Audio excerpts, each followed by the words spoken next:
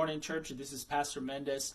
I want to share with you one of my favorite things Jesus ever said. It's something that encourages me constantly.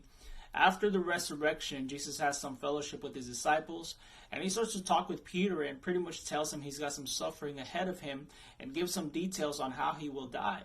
And after that, he simply says, "Follow me." And Peter was never one to just stay quiet. He looks around and looks at the others, and he looks at John, and he says, well, Jesus didn't mention any suffering to John. And he goes to Jesus and says, well, what about John? And I love Jesus' response in verse 21. It's, Jesus said unto him, if I will that he tarry till I come, what is that to thee? Follow thou me. In other words, don't worry about him. You follow me. That's not your business. It's not your concern. You follow me. And I want to encourage you and challenge you to make sure that you're following Christ. That your concern today is to be like him, to be Christ-like. That is a tall order, but it's closer to us when we stop looking around to see what everybody else is doing and comparing our Christianity with others. They are not your point of reference. Look to Christ. We need to stop being so influenced by everything around us and start being transformed by the Spirit of God within us. We may say, well, what about my spouse? You be like Christ. Well, what about my parents? Well, what about my children? It is your business to be like Christ. Well, what about other Christians that are this or that?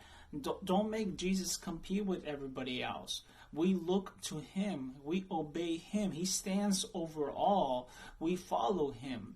And maybe Peter expected Jesus to kind of take him aside and give him a comforting explanation and say, you know what, Peter, the truth is that you're special and don't tell anybody else, but I'm going to give you something better. But no, he says, what do you care? Follow me. And I think many times we need that short but effective reminder. Don't worry about it. Follow me. We get so caught up in comparing our lives to others or judging others or trying to win every argument and trying to validate ourselves that we often do a pretty poor job of following Christ. God is not going to condemn you for not being like this person or not having what that person has or not having the talents that that person has. God knows you and God called you and God has a purpose for your life. God is going to guide you if you follow him. If you stop comparing, if you stop looking at what others are and what they have, and you just simply follow Christ. And the most beautiful thing about all this is that he says, follow me. This, after he talks about suffering and death, he says, follow me. Jesus has already been through that, suffering, death, but also resurrection. Jesus is always ahead of us, but he is also with us. He's already in your tomorrow. Follow him. We say, well, it seems like others aren't struggling like me. Trust and keep following Christ. Well, I wish my life was like so-and-so. God can fulfill his purpose in your life. Follow him. We worry about injustices and what people have done. Jesus says, look to me. Follow me.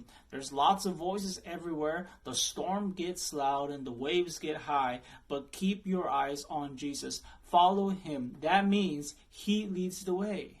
Don't worry about it. Follow him. God bless.